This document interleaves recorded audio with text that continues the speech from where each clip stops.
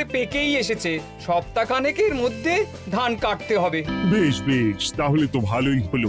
এই মাসের শেষের দিকেই তো নবাব বাহাদুরকে শস্যের খাজনা পাঠানোর কথা। হ্যাঁ মহারাজ, এবারে নবাব বাহাদুর খুশি হবে। ঠিক বলেছ গোপাল।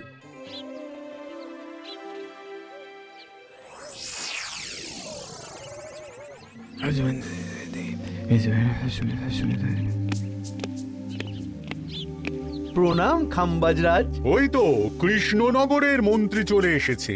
ও, এর কথাই তুমি বলেছিলে? হ্যাঁ, ওই রাজ্যের সব খবরাখবর আমায় দেয়। ইনি কে? ইনি হলেন জমিদার কেশকান্ত বর্মন, আমার রাজ্যেরই দক্ষিণ পশ্চিম গ্রামের জমিদার, আমার প্রিয় বন্ধু। নামটা বেশ অন্যরকম, কেশকান্ত। আসলে ওদের বংশ পরম্পরায় সকলের উন্নত ঘন কেশ আছে, তাই ওদের পরিবারের সবারও নামে একটা করে কেশ আছে। আমি খাম্বাজ রাজের সৌমিত্র এবং সুপরামর্শদাতা। কিছুদিন আগে আমার মাথায় খুব খুশকি হচ্ছিল, মাথার চুল পাতলা হয়ে আসছিল। কিন্তু আমার পরামর্শে একটা তেল মাখতেই মহারাজের মাথার চুল এখন ঘন হয়ে উঠেছে, আর কোনো সমস্যা নেই। বাহ বাহ বাহ, ভালো ভালো ভালো। এবার তাহলে কাজের কথাটা বলে দিন। এবারে তো শুনলাম তোমাদের রাজ্যে অনেক ধান উৎপাদন হয়েছে, তাই স্বাভাবিকভাবে নবাব বাহাদুরের কাছে রাজস্ব অনেক বেশি দেবে, কি তাই তো? হ্যাঁ, এবারে রাজস্ব দানে কৃষ্ণনগরই প্রথম হবে। না, তা হবে না। নবাবের কাছে অত ধান পৌঁছবে না, এমনকি কৃষ্ণচন্দ্রের কাছেই চাষিরা বেশি ধান রাজস্ব দিতে পারবে না। সেটা কি করে হয়? পাকা ধানে মই দিতে হবে। বললাম না, ও আমার সুপরামর্শদাতা। হ্যাঁ, আমার মন্ত্রীকে বাণিজ্যের কাজে বাইরে পাঠিয়েছি কিছুদিন, তাই কেশকান্ত মাঝে মধ্যেই আমার কাছে আসে, গল্প গুজব করে আর সুপরামর্শ দেয়। কিন্তু আমি কি করব? তুমি রাতের অন্ধকারে চাষিদের ধান জমিতে পাকা ধানে মই দিয়ে দাও, এমন ভাবে কাজটা করবে যাতে কাকপক্ষীতেও টের না পায়। আর তাতে আমার লাভ? প্রত্যেক বছর নবাব রাজস্ব দানে বিজয়ীকে 3000 মোহর দেয়, আমি তোমাকে তার থেকে 1000 মোহর উপহার দেব। 1000 মোহর? হ্যাঁ হ্যাঁ, যাও যাও যাও, কাজটা শুরু করে দাও। আচ্ছা।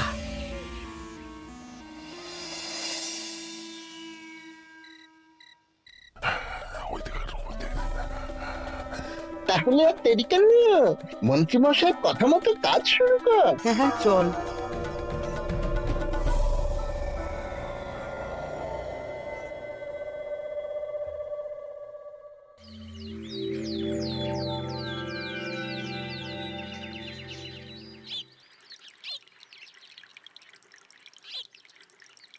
এবারে তো চাষাবাদ বেশ ভালোই হয়েছে। আশা করি নবাব বাহাদুরের কাছ থেকে এবারে আমরাই পুরস্কার পাবো। হ্যাঁ মহারাজ, সারা বাংলায় কৃষ্ণনগরের মতো উৎপাদন এই বছরে কোথাও হয়নি।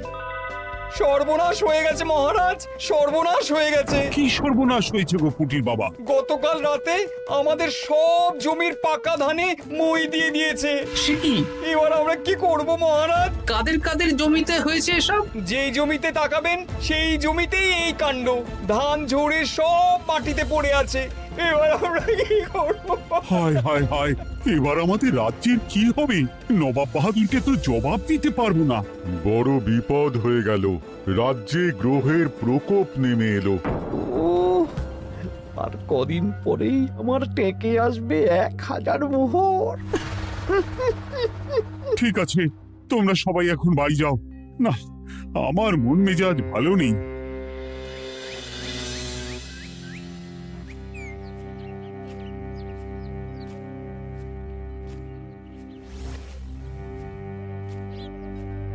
ওগো, তুমি শুনেছো কি হয়েছে? পুঁটির মা হাউ হাউ করে কাঁদছিল গো। হ্যাঁ গিন্নি, পুঁটির বাবা কয়েকজন চাষি ভাইদের নিয়ে রাজসভায় এসেছিল।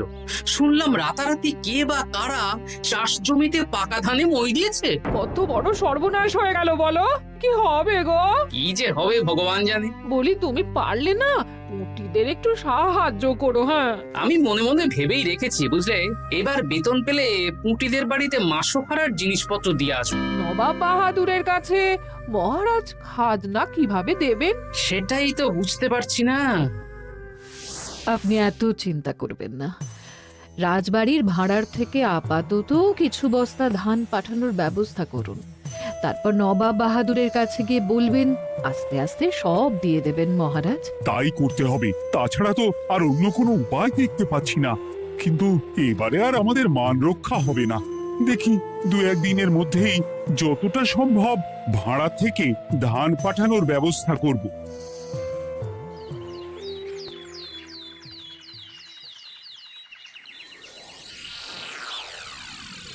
এই বছর 10,000 বস্তা ধান রাজস্ব এসেছে খাম্বাজ রাজ্য থেকে, 7,000 বস্তা ধান এসেছে বর্ধমান রাজ্য থেকে, আর মাত্র 100 বস্তা এসেছে কৃষ্ণনগর থেকে। তাই এই বছরের বিজয়ী রাজ্য হচ্ছে খাম্বাজ রাজ্য। খাম্বাজ রাজ্যের রাজার হাতে 3,000 মোহর উপহার হিসেবে তুলে দিচ্ছেন। আর কৃষ্ণচন্দ্র, তোমার রাজ্যের এরকম হাল কেন? এবারে আমাদের সমস্ত রাজ্যের পাকা ধানে কেউ বা কারা মই দিয়ে দিয়েছে। সেসব তোমার মাথা ব্যথা, আমার ধান কোথায়? 100 বস্তা ধান রাজস্ব, কম করে 800 বস্তা ধান রাজস্ব দেওয়ার কথা, কিন্তু তুমি তোমার কথার খেলাপ করেছো।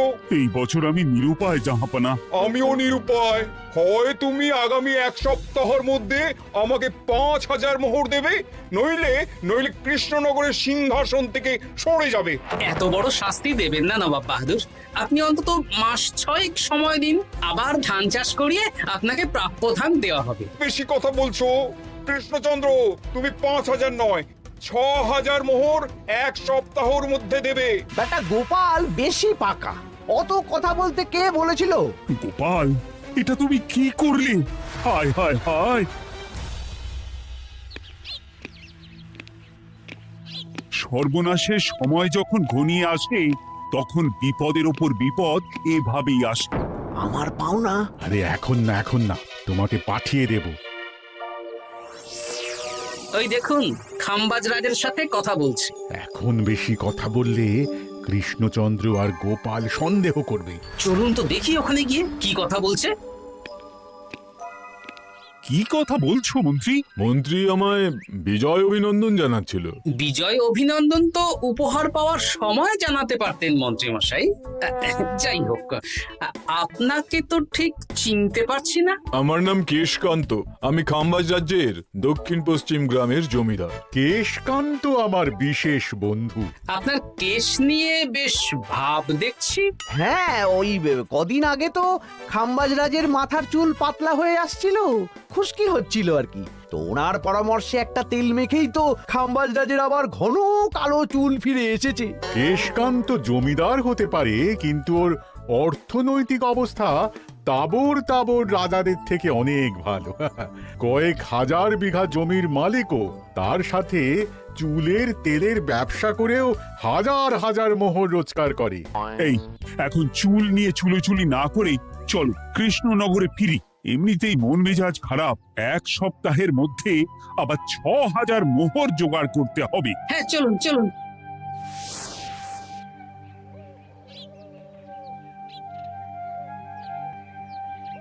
আচ্ছা মন্ত্রীমশাই, আপনি এই কেশকান্ত জমিদারের ব্যাপারে এত কিছু জানলেন কি করে? ওনার সাথে তো আমাদের আজই প্রথম দেখা। হাওয়ায় কত খবরই ভেসে আসে, সেরকম আমার কানেও এসেছিল। সব বাদ দাও। গোপাল, মন্ত্রী, দুজনেই ভাবনা চিন্তা করো কিভাবে 6,000 মোহর জোগাড় হবে। পাকা ধানে মই পড়লো, এখন আবার এত বড় বোঝা। আমার কাছেও মহারাজ বেশি অর্থ নেই, সব মিলিয়ে মিশিয়ে ওই 150 থেকে 200 মোহর মতো আছে বাড়িতে। যদি বেশি থাকতো আমি আপনাকে নিশ্চয়ই সাহায্য করতাম মহারাজ। তাও করতেন কিনা সন্দেহ। তুমি চুপ করো। মন্ত্রীমশাই ওই লোকটাকে জানলো কি করে? এই লোকটাকে তো আগে দেখারই কথা না। না, ব্যাপারটা নিয়ে ভাবতে হবে। চলুন চলুন।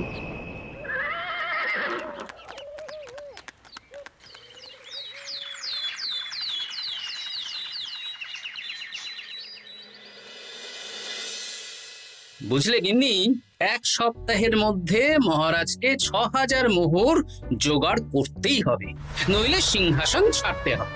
এখন কিন্তু আমাদের উচিত মহারাজের পাশে দাঁড়ানো। কিছু ভেবেছো কি? আপাতত আমার বিয়েতে পাওয়া আংটি বন্ধক রাখবো, আর তুমি যদি হ্যাঁ হ্যাঁ, আমার যে দুটো গয়নাগাটি আছে ওগুলো বন্ধক রাখো, পরে আস্তে আস্তে ছাড়িয়ে নেবক্ষণ। দেখি বাকি সভাসদদেরকেও বলবো, যে যতটা পারে, তারপর ভগবানই ভরসা।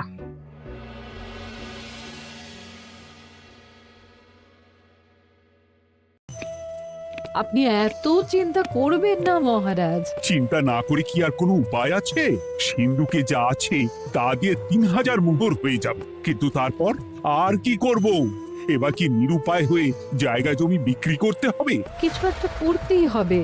আপনি গোপালকে একবার বলে দেখুন, প্রত্যেকবার যখনই বিপদে পড়েছেন তখন গোপালই আপনাকে বাঁচিয়েছে। দেখি আগামীকাল রাজসভা শুরু হওয়ার আগে গোপালের সাথে ব্যাপারটা নিয়ে আলোচনা করব।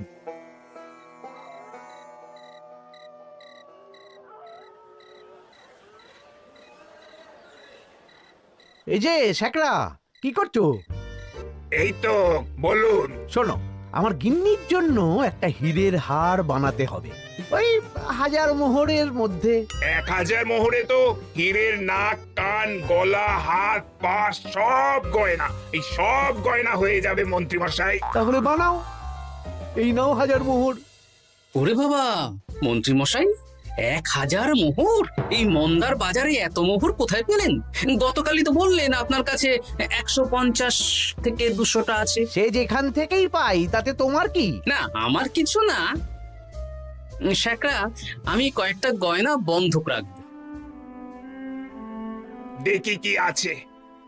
এই সব মিলিয়ে এতে আমি 15 মোহর দিতে পারবো। বেশ, তাই দাও। আমি ধীরে ধীরে শোধ করে গয়নাগুলো ছাড়িয়ে নেব। হ্যাঁ, মন্ত্রীর ব্যবহারগুলো বেশ সন্দেহজনক লাগছে।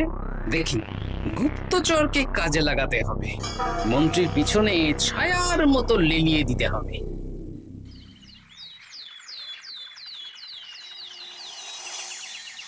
মহারাজ, আমি চেষ্টা করছি আপনার এই মোহর কিভাবে জোগাড় করা যায়, আপ্রাণ চেষ্টা করছি। দেখো, বা আমি 3000 মোহর পারবো, কিন্তু তার বেশি হলে জায়গা জমি বেচতে হবে, হাতে যে বেশি দিন সময়ও নেই।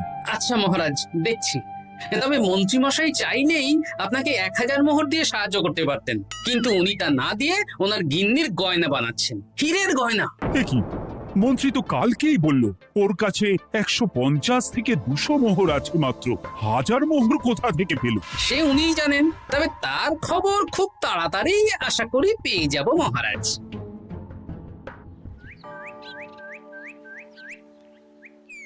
কাজটা একদম ঠিক করলেন না মন্ত্রী মশাই? আপনার কথা শুনে আমরা সবার জমির পাকা ধানে মই দিলাম, কিন্তু আমরা একটা পয়সা পেলাম না। আপনি যে এই কাজ করার জন্যে খাম্বাজ রাজার কাছ থেকে ওই 1000 মোহর উপহার পেলেন, সেটা দিয়ে গিন্নির গয়না বানাতে দিলেন, কিন্তু আমাদের বেলায় লবডঙ্কা। আরে তোদেরকেও দেবো, একটু সবুর কর, আগে গিন্নির মাথাটা ঠান্ডা করি। না না, আমাদের এক্ষুনি চাই। আরে এক্ষুনি কি করে দেবো, আমার হাত খালি। আচ্ছা আচ্ছা, ঠিক আছে, এই নে 2 মোহর ধর, 2 ভাই ভাগ করে নে, পরে আরো দেবো। এটা কিন্তু ঠিক না। এসব আলোচনা খোলামেলা জায়গায় করা উচিত না। উফ, পরে তোদের সাথে কথা বলবো, এখন যেতে দে, বাজার করব, তারপর আবার রাজসভা আছে।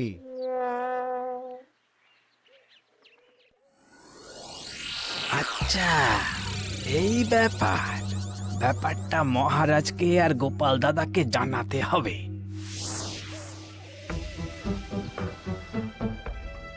গোপাল দাদা, মহারাজ আসল খবর পেয়ে গেছি। কি খবর? আমি একটু আগে শুনলাম। কাজটা একদম ঠিক করলেন না মন্ত্রী মশাই? আপনার কথা শুনে আমরা সবার জমির পাকা ধানে মই দিলাম, কিন্তু আমরা একটা পয়সা পেলাম না। আরে তোদেরকেও দেবো, একটু সবুর কর। মন্ত্রী, আমি না তোমাকে মেরেই ফেলবো। মহারাজ, মন্ত্রী মশাই এখানে গৌণ। উনি অর্থের লোভে এসব করেছেন আর ওনাকে দিয়ে করিয়েছেন খামবাজ রাজ। হ্যাঁ, যাতে এবারে বিজয়ী হতে পারেন। তাই আপনি এই খবর 5 কান করবেন না মহারাজ। আমি খামবাজ রাজ আর ওই কেশকান্তর কাছ থেকে ক্ষতিপূরণ ঠিক আদায় করে আনব। কিন্তু কিভাবে? শুনুন তাহলে।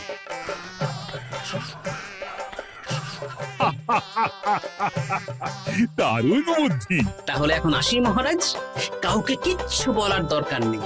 আপনি শুধু আগামীকাল সন্ধেবেলা খামবাজ রাজের দরবারে চলে আসুন।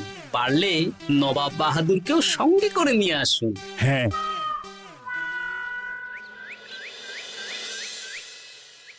প্রণাম খামবাজ রাজ। কে আপনি? আমি হতাশ রঞ্জন, পশ্চিমে থাকি। কি চাই বলুন? কিছু চাই না, তবে একটা কথা শুনলাম তাই বলতে এলাম। কি কথা? আমি শুনলাম মহারাজ আপনার মাথার চুলগুলো সব নকল। আমার এত সুন্দর চুল সব নকল? ফাজলামো হচ্ছে। আমি যদি প্রমাণ করে দিই আপনার চুল নকল, তাহলে কি? তাহলে আপনি আমাকে 100 মোহর দেবেন। আর প্রমাণ না করতে পারলে আমি আপনাকে 100 মোহর দেব। বেশ, দেখো, এক্ষুনি দেখো, আমারই তো 100 মোহর লাভ হবে। এখন না, এখন না, আজ সন্ধেবেলায়। বেশ বেশ, তখনই এসো। এবারে জমিদার কেশকান্তর বাড়ি যেতে হবে।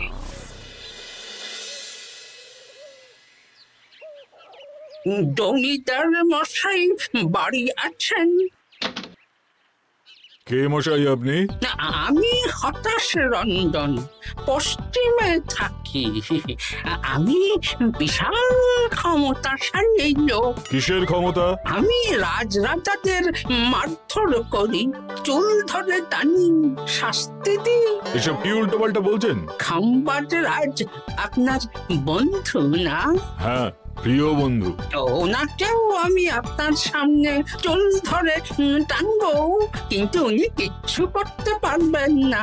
উনি আপনাকে শুলে চড়াবেন। কিছুই করতে পারবেন না। বললাম না, আমি বিশাল ক্ষমতাশালী লোক। বিশ্বাস হচ্ছে না তো? তাহলে বাজি ধরুন, 10,000 মোহরের বাজি। 10,000 মোহরের বাজি? হ্যাঁ, আজ আমি খামবাজ রাজের রাজবাড়ি যাব আর আমার শক্তি প্রদর্শন করব। ওনার চুল ধরে টানা হেঁচড়া করব, ওনাকে আহত করব, কিন্তু উনি আমাকে কিছুই করতে পারবেন না। বেশ, রাজি, বাজি। 10,100 মোহর দিতে পারবেন তো? হ্যাঁ, আমি বাজি হারলে আপনাকে দেব 10,100 মোহর। দরকার হলে ওই কাগজে কলমে লিখিত পরিত করে নিন। বেশ, তাহলে তাই হোক। কিন্তু হ্যাঁ, একটা কথা, আমি শক্তি প্রদর্শন করার আগে থেকে প্রক্রিয়া চলাকালীন সময় পর্যন্ত আপনি খামবাজ রাজ্যের সাথে কোনো কথা বলতে পারবেন না। বেশ বেশ।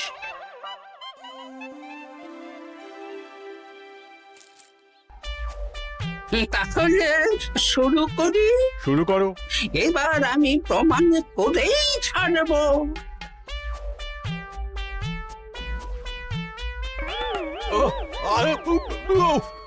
লাগছে লাগছে, বাবারে, লাগছে এই সেরেছে। লাগছে, এ তো সত্যি সত্যি চুল ধরে টানছে। লাগছে লাগছে, বাবারে, বাবা। ওরে বাবা রে বাবা, কি শক্ত! এ কি, খামবাজ রাজ কিছুই তো বলছেন না। তাহলে কি আমি হেরে গেলাম? না না খামবাজ রাজ, আমার ধারণা ভুল। যা শুনেছি তাও ভুল। এবার বিশ্বাস হলো তো? দাও দাও, এবারে 100 মোহর দাও। দিন কেশকান্ত মশাই, আমাকে 10,100 মোহর দিন। এ কি, ও তোমাকে 10,100 মোহর কেন দেবে? ওনার সাথেও তো বাজি ধরেছিলাম, কি বাজি? আপনার এখান থেকে বেরিয়ে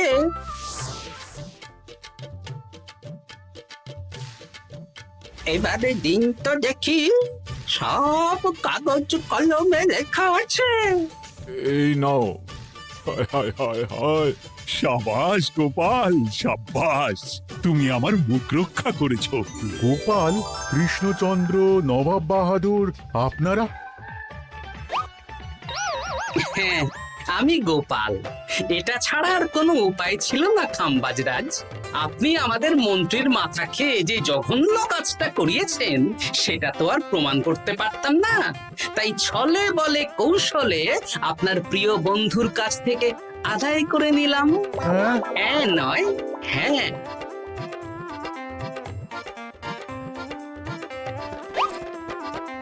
এই নিন মহারাজ। এতে কত মোহর আছে? 10,100 মোহর। এর থেকে 100 খাম্বাজরাজকে দিন, 6,000 নবাব বাহাদুরকে, আর বাকিটা আপনার কাছে রাখুন।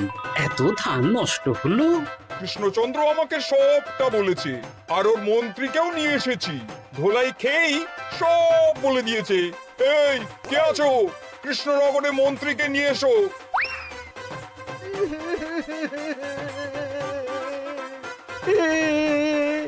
মার খেয়ে আমি সব বলে দিয়েছি খাম্বাজরাজ। উদ্ধার করে তো জাহাপানা, আমাকে ক্ষমা করে দিন। এর কোনো ক্ষমা নেই, তোমাকে আমি কারাগারে বন্দি করব। হায় হায় হায়, সামান্য টাকার লোভ করতে গিয়ে পুরো মাঠে মারা গেলাম।